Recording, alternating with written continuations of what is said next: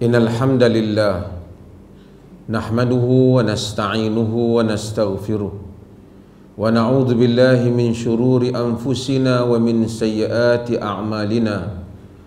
May yahdihillahu fala mudilla lahu wa may yudlilhu fala hadiya lahu. Asyhadu an la ilaha illallah wahdahu la syarika lahu wa asyhadu anna Muhammadan abduhu wa rasuluh, amma ba'd. Saudara Al-Fadhil Ustaz Hanafi, seluruh pengusi,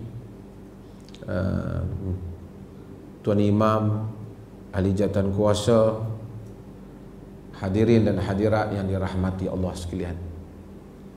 Ustaz Hanafi ni dia tenaga mubaligh. Mubaligh ni pendakwah yang duduk di bawah MAIPS, Majlis Agama Islam Perlis. Dengar dia bercakap tu kita tahu dia bahasa dia lain sikit.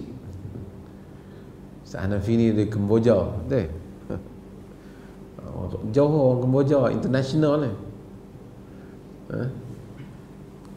Jawatan kuasa masjid, pertama saya ucapkan terima kasih banyak di atas kesudian menerima program kita ataupun lawatan kita ni.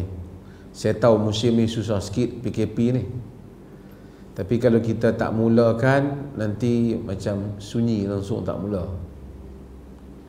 Kita dah boleh Jumaat, dah banyak kali Jumaat dah, dan kita telah luaskan Jumaat. Ada cadangan supaya Jumaat dibuat beberapa kali, maksudnya selepas satu sesi dibuat sesi yang lain. Itu dibincangkan di peringkat Malaysia, mufti-mufti bincang. Cuma kebanyakan mufti-mufti tak setuju kerana kata ruang masih ada. Ruang masih ada, penjarakan dibuat, ruang masih ada, sampai di luar pun boleh solat lagi. Jadi tak perlu diulangi. Maksudnya kalau nak, bukan ulang, tak perlu dibuat banyak sesi. Kalau kita pergi ke negeri-negeri Europe, di Eropah, ataupun kita pergi ke UK pun, saya banyak di sana juga, dia tak cukup ruang solat dah. Dia solat Jumaat yang pertama, habis keluar selapis, masuk sesi yang kedua pula. Kalau tidak, ruang tak cukup. Tapi kita kata di Perlis ni insya-Allah cukup kot. Jarak telah diringkas, disingkatkan, didekatkan, dan kemudian boleh solat sampailah ke Padang tu boleh. Melainkan hujan lah. Kalau hujan tak apalah. Sebab tu semua orang bawa sejadah masing-masing. Maka tidak ada alasan bagi satu orang mukallaf yang cukup syaratnya, yang tak terhalang oleh apa-apa halangan pentadbiran SOP, wajib kepadanya untuk hadir Jumaat. Tu kena pesan kat kawan-kawan kita. Dia tak, aku tak pergi, tengok 2-3 minggu je kot. Tak boleh lah, dia wajib datang. Pasal tak ada halangan dah untuk dia datang. Dan kita dapati masih lagi ramai orang yang tak datang. Dia buat tanya pula, boleh pergi dah kah? Kan? Padahal semua dah tahu boleh hadir Jumaat, bukan boleh, wajib hadir Jumaat. Mungkin orang tanya, pasal apa 18 tahun tak boleh?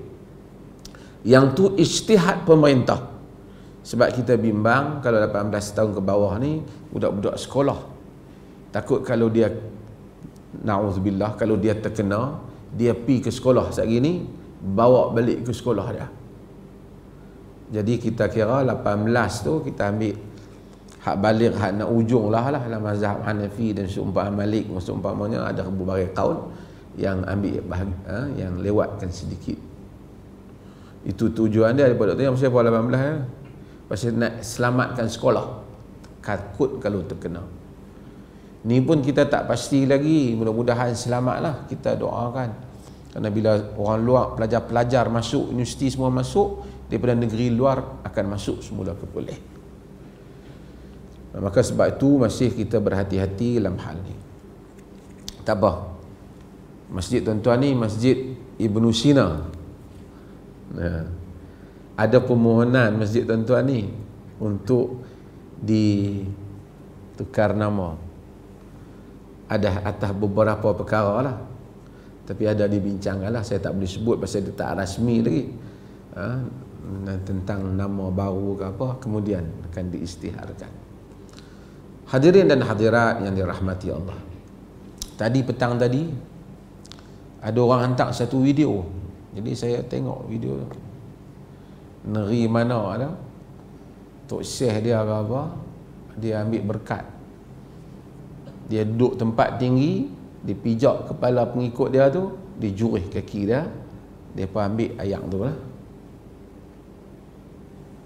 Dan kebetulan saya duk tengok tadi ada orang duk tanya saya juga, kenapa ada orang boleh terpengaruh benda-benda macam ni? Manusia ni tuan-tuan pelik, dia boleh terpengaruh benda macam ni. Dulu kalau tuan-tuan masih ingat Ayah Pin, Ayah Pin ni tak apalah kan, baca pun tak apa nak berhenti, baca surah Abang pun terkali.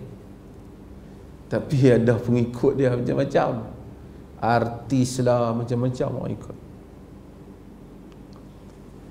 Agama-agama ataupun ajaran-ajaran yang sesat dan salah, antara ciri dia, dia akan mengagungkan pemimpin agama tu.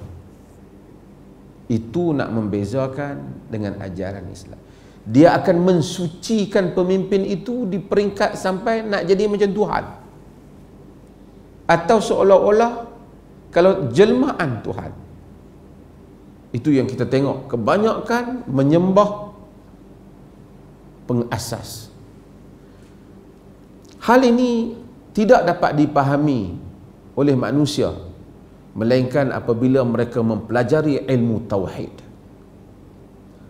Al-Imamul Baihaqi rahimahullahu ta'ala, dia meriwayatkan bahawasanya ahlul kitab daripada Najran mari jumpa Nabi SAW. Tanya Nabi, ya Muhammad, aturidu an na'budaka kama ta'budun nasara Isa bin Maryam? Wahai Muhammad, kau mau supaya kami sembah engkau macam mana orang Kristian sembah Isa bin Maryam ke? Nabi dengar.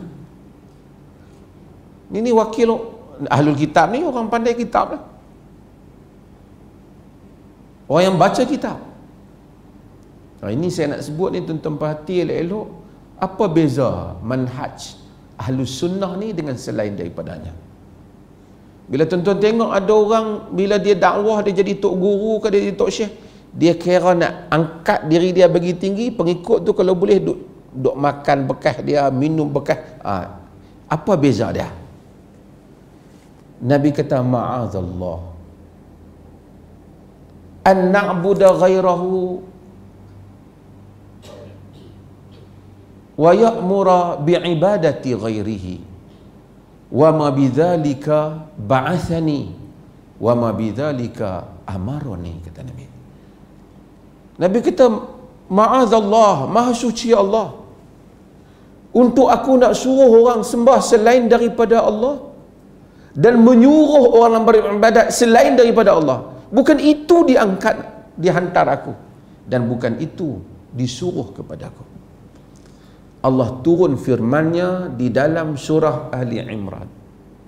Allah kata, ma kana li basharin an yu'tiyahumullahu al-kitaba wan nubuwata, al-kitaba wal hukma wan nubuwata thumma yaqula lin-nasi kunu ibadan li min dunillah walakin kunu rabbaniyina bima kuntum tuallimuna al-kitab wa bima kuntum tadrusun wa la ya'murukum an yattakhidul malaikata wan nabiyyina arbaban ayamurukum bil kufri ba'da id antum muslimun. Apa maksudnya? Maka li basharin an yu'tiyahu Allahul kitaba wal hukma wan nubuwata.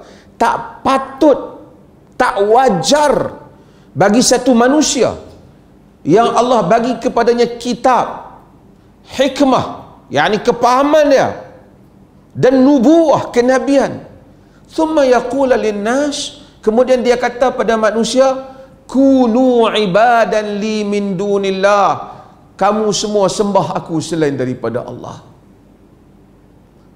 Walakin, kata Allah, tetapi kunu rabbaniyina, kamu kena jadi rabbaniyin. Apa rabbaniyin? Rabbani ini banyak makna dia. Salah satu makna dia, rabbaniyin maksud al-ulama, al-fuqaha, al-hukama, al-atqiya, banyak dia mana. Ulama, alim, faqih, dan juga menjadi sadah, menjadi pemimpin, menjadi ulul amri, yang menguruskan urusan orang dengan kepahaman yang betul tentang agama. Tu rabbaniin. Walakin kunu rabbaniin, kamu kena jadi rabbaniin bima kuntum tuallimun alkitab, dengan apa yang kamu ajak orang tentang kitab, wa bima kuntum tadrusun, dengan apa yang kamu belajar, kata Allah. Wala ya'murukum an tattakhidul malaikata wan nabiyyin arbaban, dia tak suruh kamu ambil malaikat dan nabi jadi Tuhan. Aya'murukum bil kufri ba'da idh antum muslimun, adakah mungkin dia akan menyuruh kamu dengan kekufuran setelah kamu menjadi orang Islam? Sebab itu Nabi SAW jaga masalah ni. Bila orang duk mai duk angkat Nabi bagi tinggi sangat ni, Nabi kata la tutruni kama ataratin nasara Isa bin Maryam, walakin qulu Abdullah ana abduhu wa qulu Abdullah wa rasul. Jangan kamu melampau kepada aku seperti mana melampaunya Kristian kepada Isa bin Maryam. Innama ana abdullah, sesungguhnya aku ni hamba Allah. Wa qulu Abdullah wa rasuluh, katakanlah hamba Allah dan Rasulnya. Sebab itu kita sebut Muhammad abduhu wa rasuluh, hambanya dan Rasulnya. Pasal apa duk sebut hamba tu, sebut Rasul cukup? Takut manusia ni dia suka nak lajak. Pasal dia dah lajak dah kepada Isa bin Maryam, dia tengok lain sikit, dia lajak. Dan apabila orang tu tidak ikhlas mengajak kepada tauhid, dia suka orang lajak ni. Kalau boleh orang duk besarkan dia, duk cerita tentang mimpi dia, duk main minum ayak kaki dia, ayak tangan dia, dia syok. Dia nak besarkan diri dia. Nabi daripada awal nak elak benda ni. Bukan Nabi tak ada keberkatan, ada. Bukan tak boleh tabarruk dengan asar Nabi, dengan ada. Tapi jangan melampau, berlebih-lebih. Sebab tu kita sebut selalu Abdullah wa asyhadu anna Muhammadan abduhu wa rasuluh, hambanya dan rasulnya. Dan Allah seringkali apabila sebut tempat-tempat yang menunjukkan kehebatan, Allah sebut dia hamba. Subhanalladzi asra bi abdihi lailan minal masjidil harami ilal masjidil aqsa. Maha suci Tuhan yang menjalankan hambanya. Dia tak kata menjalankan Muhammad. Pasal ni ajaibnya cerita ni. Daripada jalan malam daripada Masjidil Haram ke Masjidil Aqsa, yang ni manusia tak boleh buat. Takut kita duk sangka Nabi ni super power dia. Dia tak kata yang menjalankan Rasulnya atau menjalankan Muhammad, yang menjalankan hambanya. Supaya kita tahu Muhammad hanyalah hamba. Sebab apa? Sebab nak jaga tauhid. Nabi Nuh alaihi salam selepas Nabi Adam, kata Ibnu Abbas, 10 kurun Nabi Nuh datang. Sebab manusia mula melakukan syirik. Macam mana syirik dah? Baca surah Nuh. Pagi-pagi itu imam kita dah baca. Qala Nuhun Rabbi innahum asawni wattaba'u man lam yazidhu maluhu wa waladuhu illa khasara wa makaru makran kubara wa qalu la tadharunna alihatakum wa la tadharunna waddan wa la suwa'an wa la yaghutha wa ya'uqa wa nasra. Apa Allah kata? Wa qala Nuhun, kata Nuh, Rabbi innahum asawni, wahai Tuhan, mereka melawan aku. Wattaba'u man lam yazidhu maluhu, dan mereka ikut orang yang hartanya wa waladuhu, dan anaknya tidak menambah harta dan anaknya melainkan kerugian. Wa makaru makran kubara, mereka buat perancangan yang besar. Apa perancangan mereka? Dia perancang, dia ni geng-geng hak kepala masam ni lah, hak orang awam ni dia ikut.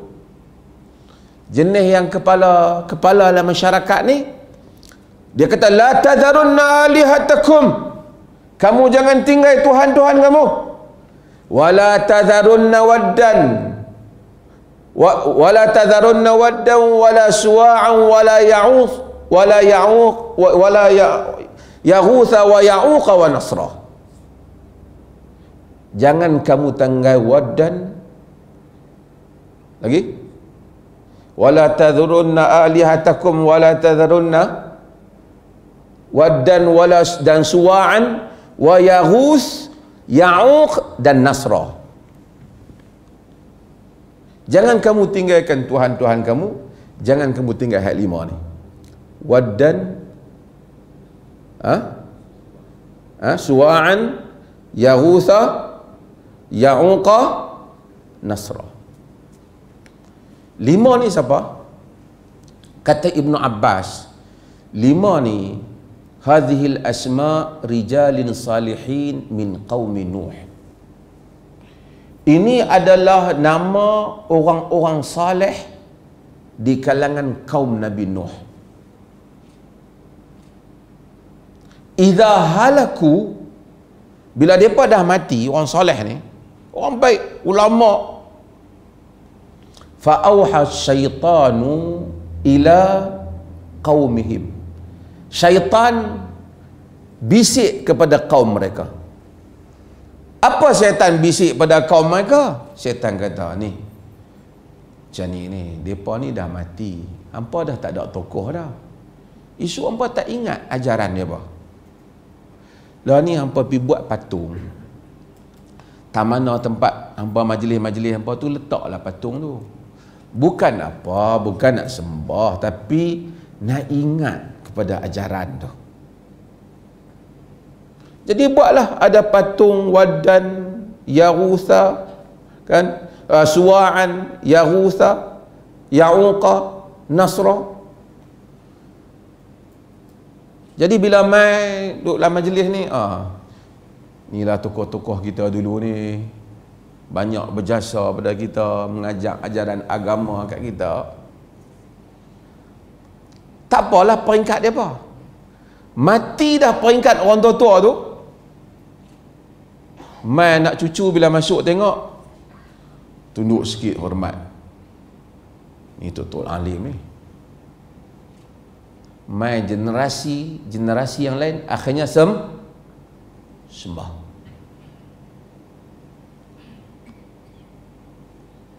Mari Allah kena hantar Rasul nak pergi sesat. Asalnya adalah orang saleh, bukan asal orang jahat. Tuan-tuan pernah tengok ada tokong hak bubuh lebay atas kepala, dilangkaui dah situ. Ada orang bukan Islam, tokong, saya pergi tengok di Penang ada satu, buah lebay untuk minta nombor ekor. Bila nak minta nombor ekor, kawan nak minta tu pun kena pakai lebay juga. Hormatkan Tok Alim tu.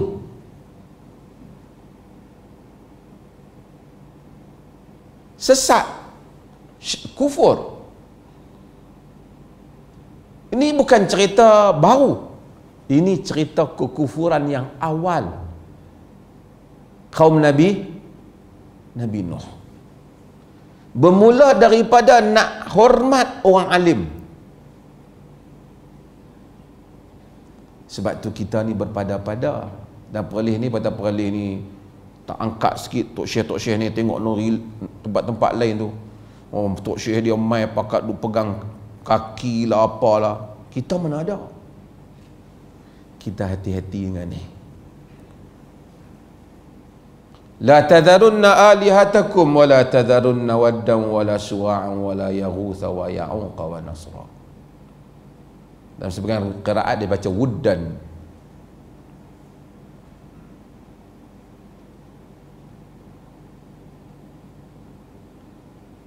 Nabi SAW kata ini.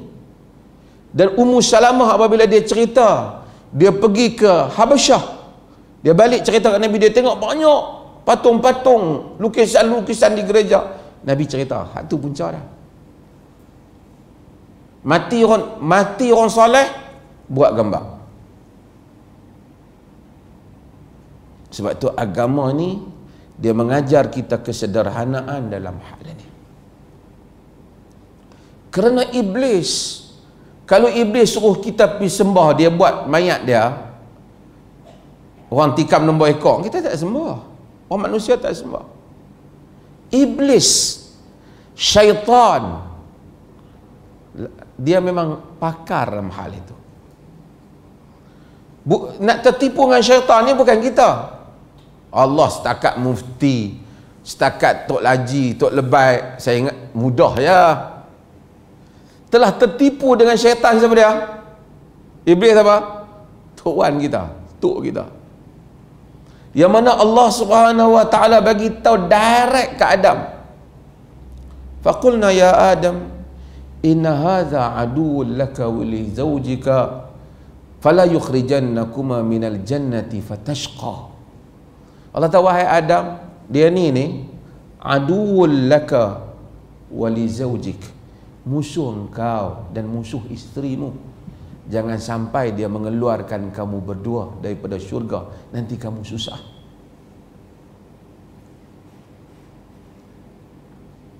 Allah abang beritahu ke Adam, inna laka alla tajua fiha wala ta'ra. Kamu tu dalam syurga aku dah sedia dah, takkan lapar, takkan tak ada pakaian. Wa annaka la tadma'u fiha wala tadha. Engkau di dalam syurga tu tak akan dahaga, tak akan kepanasan. Tapi syaitan tak mahabak. Ni tak usah percaya Allah kata tu. Nak boleh. Quran kata fawaswasa ilaihi syaitan. Syaitan waswas.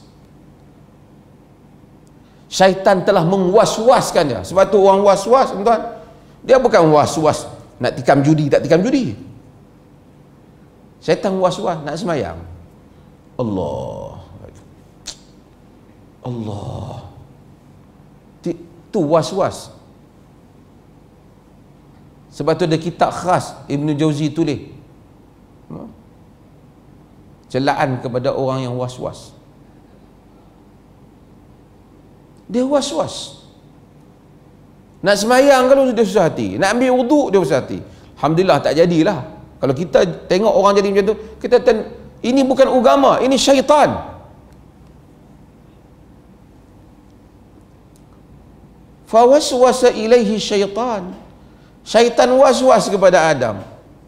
Dia apa dia kata ke Adam? Qala ya Adam, hal adulluka ala syajaratil khuldi wa mulkin la yabla. Adam, wahai Adam, mau tak aku tunjuk satu pokok khuldi, pokok kekal, dan satu kekuasaan yang tak akan hilang. Adam, Tuhan janji dah, syurga ni okey dah. Dia duk cita-cita dia tu takut hilang. Sebab tu manusia ni, kita macam pak kita Adam. Benda tu ada dalam diri kita. Sebab tu Allah kata lepas tu fa'akala, kedua-duanya makan. Manusia ni dia was-was.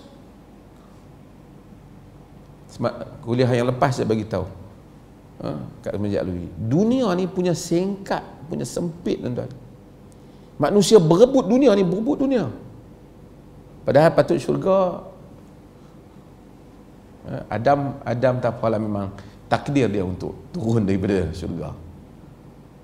Sebab tu apabila Allah ni dalam Quran kita baca, dia ulang cerita Adam ni banyak kali. Dalam Bible pun dia banyak cerita Adam. Sebab apa? Sebab dia nak beritahu kita semua ni akan jadi macam tu, macam pak kita, tertipu dengan syaitan. Tetapi pak kita tu dia selamat. Sebab apa? Dia taubat. Jadi seseorang yang tertipu dengan syaitan bukan perkara luar biasa, tapi perkara yang pelik apabila dia gagal untuk taubat, seperti mana bapa kita taubat. Dia gagal untuk balik kepada Allah, seperti mana bapa kita balik kepada Allah. Dunia sempit. Kau tuan-tuan tengok orang, saya selalu cerita ni musim Covid ni orang sakit lah. Kita pergi melawat orang sakit. Kenal ni, siapa dia? Ya, cucu dia tak apa nak ingat. Sakit. Tapi kalau orang salam bubuh RM100, dia pegang tu dia berasa. Tetamu balik, dia kata, duit orang bagi aku tadi tahu mana? Dalam tak boleh bangkit. Sebab tu kalau orang berebut jawatan walaupun penghujung hayat dia, kita tak seheran. Tabiat insan ajaib.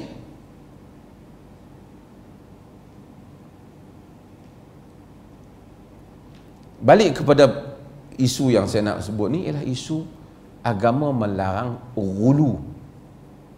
Sebab tu dalam negeri kita ni kita tak mau ghulu. Mai ke, tuan-tuan tahulah, ada satu tokoh daripada luar yang mai ke Malaysia ni, lepas tu orang duk sambut dia apa semua, duk ceramah-ceramah macam ni, diam, mata terbeliak.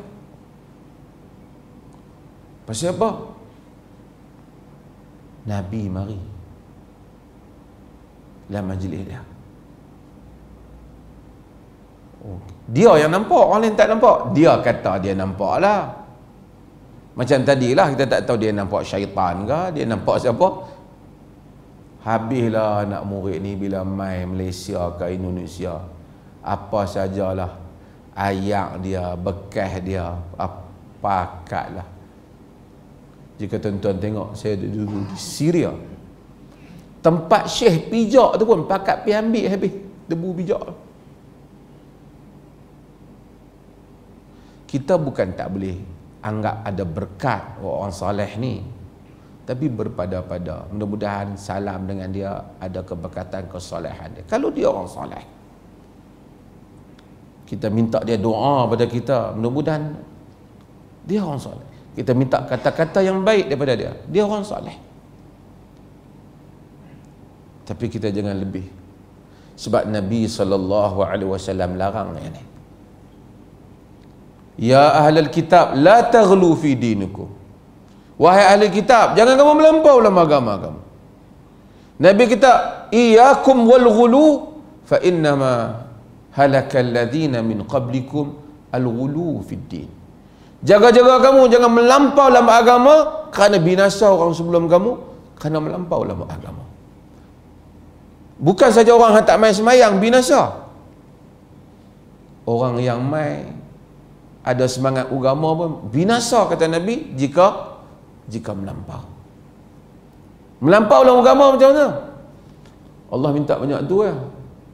Dia buat lebih daripada hak Tuhan minta. Kalau lebih tu lebih dalam bab yang Tuhan bagi, tak apa. Dia lebih. Sebab tu Nabi bila dengar ada orang nak solat malam tak mau tidur, nak puasa tak mau buka, Nabi larang dia. Nabi kata apa? Wa man raghiba an sunnati falaysa minni. Siapa yang berpaling daripada sunnahku, dia bukan daripada pengikutku. Nabi tak kata, oh bagus, hangpa ni semangat tinggi. Tak, sebab apa? Allah ini seperti mana kata Al-Qarafi dalam Al-Furuq, Allah ni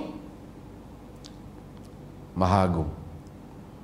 Tabiat kalau manusia, raja saja, raja pembesar yang agung, kalau dia kata awak buat 5 perkara, kita tak apa, Tuan kata tu saya nak buat 7, boleh tahan, kira pandai daripada aku no.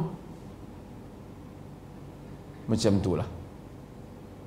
Sebab itu bila Allah kata dalam agama banyak tu, kita buat banyak tu lah.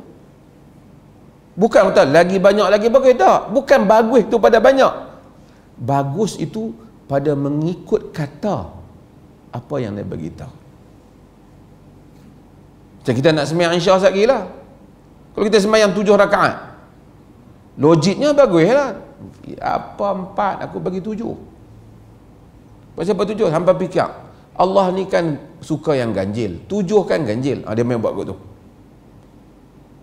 Boleh tak? Tak boleh. Sebab dia bagi 4-4. Sebab tu Allah mengingatkan kita, orang yang berjaya di akhirat itu ialah ahsanul amala, ahsanu amala, orang yang amal yang terbaik, bukan amal yang terbanyak. Ini kita kena luruskan dalam soal berurusan dengan orang. Tuan-tuan perlis ni tak ada sangatlah, tapi saya sebut hal ni supaya semua dengar lah. Di negeri mana-mana pun, kenapa kita tak boleh hulu dalam agama? Boleh nak cium tangan orang soleh, tak betul, tak apa. Cuma saya tak mau lah, sebab saya tak termasuk dari kalangan orang soleh tu. Kadang-kadang mufti menyombong orang nak cium tangan dia, tak bagi. Tak, bukan, saya tak termasuk lah orang soleh tu. Tapi kalau orang tu soleh betul, tak apa, setakat cium tangan, cium dahi dia, sekadar tu, menghormati kesolehan dia. Tapi jangan pi lebih-lebih. Dia kata benda tak betul dah dengan dalil agama ni. Hadis kata kau lain, dia kata kau lain. Tak boleh kata. Dia ada cara dia, mungkin dia nampak dalam mimpi ke apa. Sudah kita.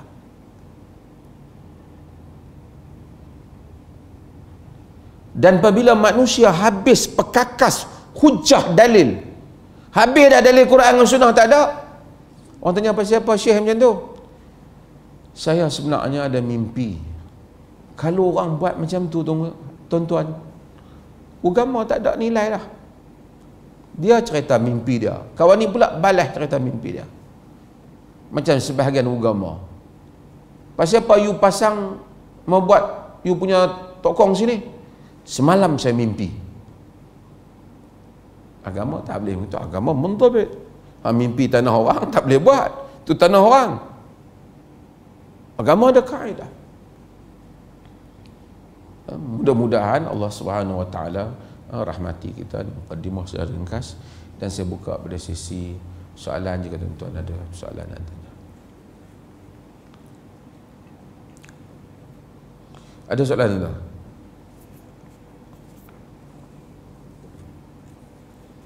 Yang lain ada soalan?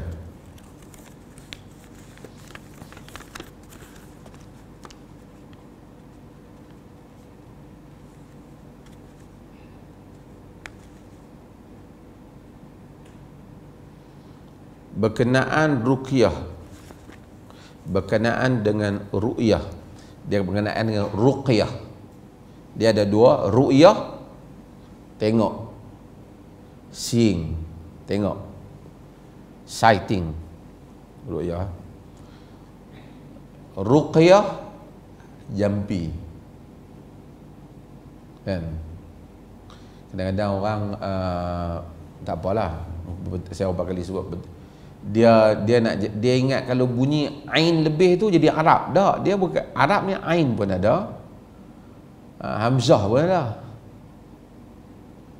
Misalnya kita anak-anak qari'ah, bukan anak qari'ah, Bukan di qari'ah kita dia nak bagi bunyi ain. Di qaryah kita.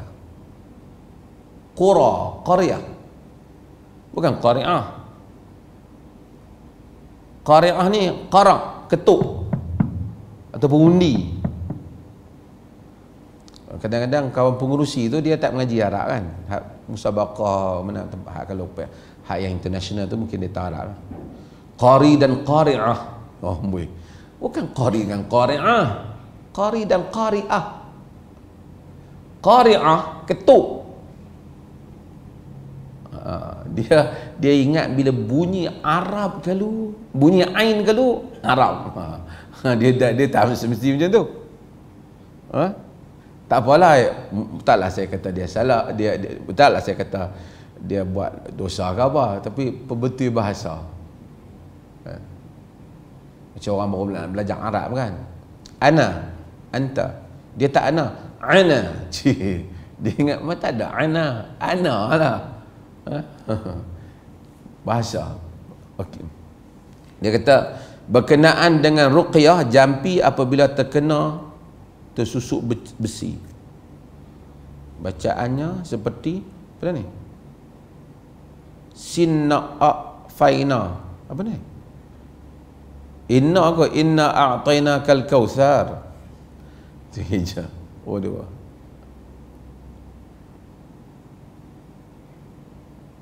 Okey, adakah menyalahi ruqyah Islam? Pertama, jampi. Jampi ni apa? Jampi ni kita baca dengan satu doa dan ungkapan harap Allah sembuh dan dengan kita tiup kepada tempat yang sakit lah. Jampi ya?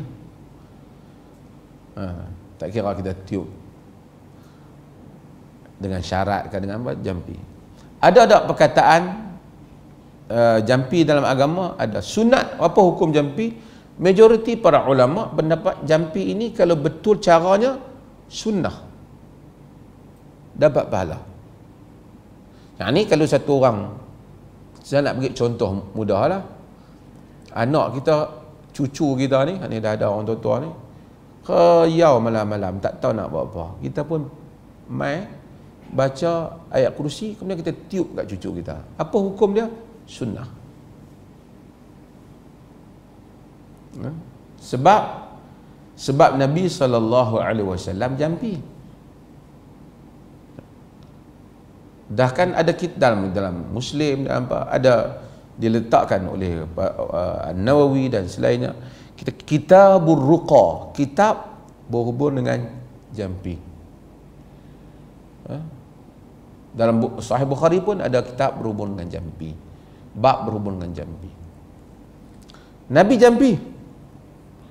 Bismillahi arqika wallahu yashfika min kulli da'in yu'dhika wa min kulli nafsin aw 'ain hasid. Bismillahi arqik wallahu yashfik. Bismillahi arqika, dengan nama Allah aku menjampi engkau. Wallahu yashfika, Allah yang menyembuhkan engkau. Bismillahi arqika, dengan nama Allah aku menjampi engkau, Allah yang menyembuhkan. Min kulli da'in yu'zika, daripada semua benda yang menyakitkan engkau. Nabi jampi. Ruqa, Nabi jampi. Jibril ajar. Sebab itu Nabi kata, Nabi suruh jampi. Nabi kata, man istata'a yanfa akhahu falyanfa. Siapa yang mampu untuk jampi pada saudaranya, yakni memanfaatkan saudaranya, yakni dengan jampi yang ni, dia boleh buat, dia boleh jampi. Al-Imam Ibn Qayyim sebut, dia jampi orang dan berpuluh penyakit begitu dalam satu tempoh yang lama hanya dengan membaca Fatihatul Kitab. Kerana ada orang dia jampi sembuh, ada orang bukan dia tak berapa nak jadi, kurang mustajab dia. Okey, saya nak stabilkan dulu, iaitu kalau jampi itu dengan jampi itu ada tak? Ada. Jampi apa? Jampi sakit lah. Nak jampi orang tak sembahyang, yang ni tak ada. Tak, ni kena dakwah kat dia. Ustaz, suami saya tak sembahyang, boleh tak jampi sikit? Dia tak boleh. Kalau yang tu boleh, Nabi tak dakwah apa, Nabi pakai jampi habis orang Quraisy tu. Malam-malam Nabi baca ayat, Nabi jampi dalam telaga Zamzam, pagi-pagi Abu Jahal dengan the gang semua minum, terus jadi baik. Dia tak boleh. Kalau ada orang kata ustaz ni dia jampi jadi baik, bohong. Kalau sungguh kerajaan boleh bayar, adalah berapa puluh juta pun, tangkap mat motor dengan mat ketum ni, suruh beratak, suruh minum air jampi. Lepas minum senyap. Pasal apa? Astaghfirullahalazim. Aku ingat tak mau buat dah. Kalau manusia semudah itu boleh diubah, selesai. Tak perlu dah Quran mai, dakwah apa, pakai dengan jampi dengan air tu. Tapi Nabi jampi apa? Nabi jampi sakit. Aisyah cerita, Nabi sakit, Nabi jampi. Bismillah, bismillah, bismillah. A'udzubillahi wa qudratihi min syarri ma ajidu wa ahadir. Bismillah, bismillah, bismillah. Aku berlindung dengan kudrat Allah daripada apa yang kesakitan yang aku dapati dan aku bimbangi. Dia ulangi sampai 7 kali. Luka turbatun ardina biriqati ba'duna yushfa bihi saqimuna biizni rabbina. Tanah kita, dia pegang tanah, dia letak tempat luka, kemudian dia jampi. Semua ulama khilaf tanah tu kerana tanah Madinah ke ataupun semua tanah. Tapi nak ceritanya jampi itu boleh, cuma dia syarat. Pertama, orang yang jampi tu mestilah dia jampi pertama dia jampi dengan nama Allah, kalimat Quran ataupun hadis-hadis Nabi. Ini sunnah. Cuma bila dia jampi Quran, dia hendaklah jampi dengan menyempurnakan ayat tu supaya jangan bagi cacat. Fahum la yarji'un, setengah orang buat fahum la digantung di rumah dia. Itu dia mengubah ayat Tuhan. Kerana orang dulu-dulu dia tak tahu bahasa Arab. Dia kata kalau anjing mai sebut alam tara kaifa fa'ala rabb, tutup mulut. Kalau kata buka, anjing tu buka mulut. Dia ingat ni bahasa Melayu ke rabb buka tu. Dah dengar? Ayam tu dia main-main dengan ayat Quran. Kalau orang nak baca apa-apa, dia baca. Dan ayat-ayat Quran yang dibaca, dia biasanya dia related, dia ada kaitan dengan jampi yang sakit tu. Sebab tu Nabi sebut Fatihah itu sebagai syifa, penyembuh. Apabila ada sahabat yang pergi dan membaca Fatihah kepada orang yang dipagut binatang, disengat binatang, dan bagi kemudian dapat habuan, dapat upah, balik mai jumpa Nabi endorse tentang apa yang mereka ambil itu. Nabi benarkan, bahkan Nabi minta sedikit sebagai tanda untuk menunjukkan halal. Dalam riwayat Bukhari. Kalau boleh tak jampi bukan ayat Quran, tapi kataan Melayu biasa, tapi taklah tak syirik, boleh. Kalau syirik tak boleh. Dalam riwayat Muslim, Nabi kata i'ridu alayya ruqakum fala ba'sa birruqa ma lam yakun fihi syirk. Kamu bentangkan kepada aku jampi kamu, tak mengapa dengan jampi selagi mana tidak ada padanya syirik. Kalau lah orang jampi dengan berkat nama Allah, maka semua dia cakap bahasa Melayu semua, bukan ayat Quran, tapi dia semua minta kat Allah. Boleh tak? Boleh. Tapi kita tak jampi dengan benda yang kita tak tahu.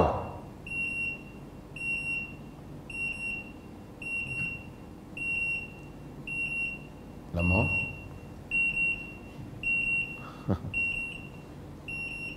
Berapa lama bunyi?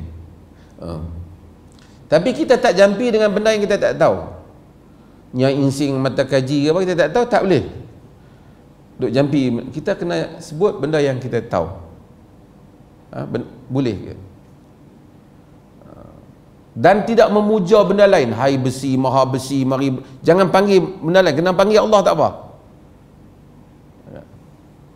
Walaupun bukan ayat Quran, bukan sunnah Nabi, bukan daripada hadis, bahasa Melayu boleh. Tapi jampi dengan tujuan kesembuhan lah. Orang Melayu macam-macam jampi dulu. Semua fu kiri, fu kanan, kan?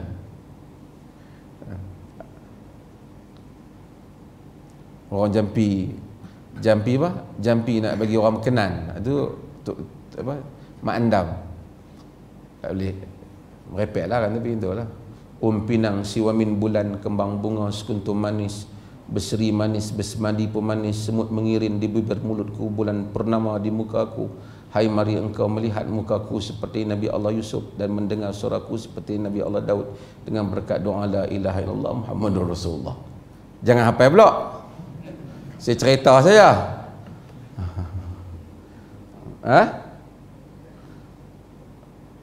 Lepas tu tiuplah di tangan, sapulah di muka, pilah pergi mengeluarkan nak darah orang, tak betul ya.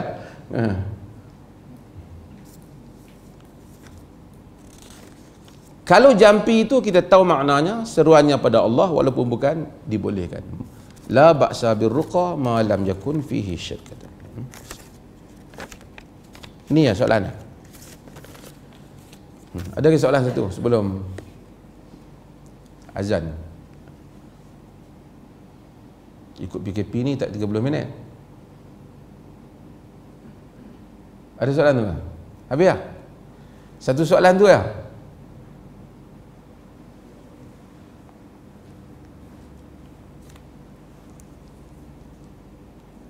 Okey, insyaAllah kalau pasal kita ya.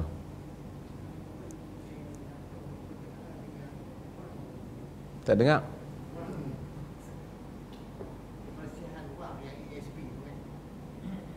Ya.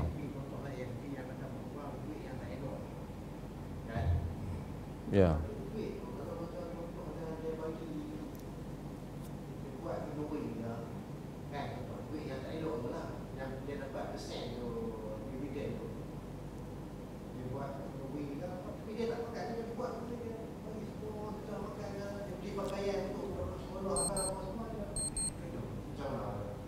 Ya.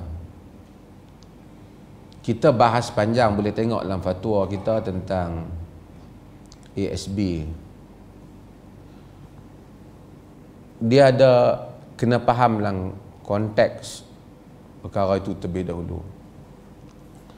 Oleh kerana kita lihat keadaan tujuan ASB itu asalnya kerajaan ingin membantu orang bumi putera lah dalam bahasanya, tapi secara umumnya majoriti bumi putera ni Muslim lah, orang Islam lah, supaya mereka boleh melabur. Ini cerita zaman dulu lagi lah. Kerana orang kita ni dia mungkin ada duit tapi dia nak meniaga tak pandai, seolah kerajaan tolong usaha kat dia lah, bagi satu tempat, dia letak duit situ, dia boleh meniaga. Jadi kawan ni Mak Minah boboh RM100, Pak Mat boboh RM200. Lama-lama duit orang Islam tu jadi satu dana yang besar. Daripada dana yang besar itu, kerajaan dengan bantuan kerajaan, maka dia run duit tu, membolehkan dapat hasil balik. Dalam negara ni orang bukan Islam pun ada. Mereka ada perbadanan, mereka ada syarikat-syarikat yang besar dan mereka ada harta yang besar. Kerana dia adalah latar mereka yang pandai dalam bisnes dan seumpama. Orang kita tak ada dana yang besar.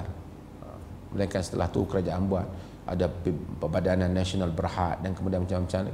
Ini semua usaha yang dibuat pada peringkat itu. Usaha ni dia macam satu usaha yang bagus lah. Kalau orang Islam tak sertai, orang Islam tak dapat kukuhkan ekonomi mereka. Tapi bila sertai, dia jadi masalah juga kerana ada persen yang tak halal. Nak cerita mudah lah, saya tak mau terlalu ni.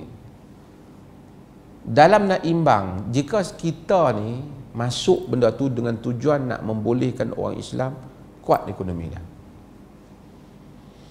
Dalam masa yang sama kita sedar persen tu kita dah dituntut pada pihak kerajaan pengurusan supaya kecilkan, dia tak apa banyak, kecil lah. Kita boleh tanya lah setiap masa kita keluar fatwa tu, saya ingat tak, lebih kurang 15% gitu. Dah mungkin tak tahu, tahun-tahun kena tengok. Dalam nak imbang dua tu, persen tu pun kerajaan yang akan bagi. Dalam nak imbang benda tu, yang kena kita dia ada bersifat pelaburan. Kalau kerajaan bagi terus itu dia cerita lain, tapi ada bersifat pelaburan. Dia bagi atas kadar wang yang kita labur. Maksudnya ada sumbangan kita itu, maka kita tak bolehlah gunakan persen yang salah tu. Kita nak kena buat cleansing, kita nak kena bersihkan wang tu. Cara dia macam mana? Jadi macam kita sebut situ, artinya kalau dia tahu persen tu 15% umpamanya, dia dapat balik kata RM100, mudah dah, ataupun RM1000, 15, dia buat keluar lah 15%, 150. Had lain dia guna 150 tu dia pergi letak di tempat-tempat yang dia tidak mempunyai kepentingan dengan benda tu. Dia nak pergi bagi kat rumah anak yatim boleh, dia nak bagi orang buat tangga pun boleh, nak bagi orang miskin makan pun boleh, semua boleh. Bukan dia pergi buat jalan nak masuk rumah dia, dia tak boleh. Lepas tu yang tu dia balik kepentingan pada diri dia. Walaupun dalam masa yang sama kita menggesa pihak kerajaan khususnya dalam hal itu supaya menghilangkan kadar yang syubhah atau kadar yang salah itu, yang membabitkan beberapa institusi. Masa tu ada isu Maybank dan seumpamanya yang membabitkan institusi riba dan selainnya. Kalau kerajaan cara umumnya kata hal bersih, dia kata dia habaq kat kita, dan panel tu kata bersih, kita anggap bersih. Tak payahlah kita nak pergi buat satu penyelidikan khas biduk. Tak, kita di atas dia ulul amri bagi tahu, kita terima. Dan yang bertanggungjawab tu panel tu, syariah tu, dia bertanggungjawab di hal itu. Jadi pergi bagi tak apa, orang miskin makan kat siapa, jangan kita makan sekali ya, yang tu. Habis ya, tak ada soalan. Terima kasih banyak, insya-Allah. Mudah-mudahan Allah berkati saya jadikan ni sebagai satu permulaan lah. Saya tahu musim PKP ni kita pun terpaksa duduk jarak-jarak ni. InsyaAllah mudah-mudahan kita jumpa lagi. Terima kasih banyak semua. Sekian. Assalamualaikum warahmatullahi wabarakatuh.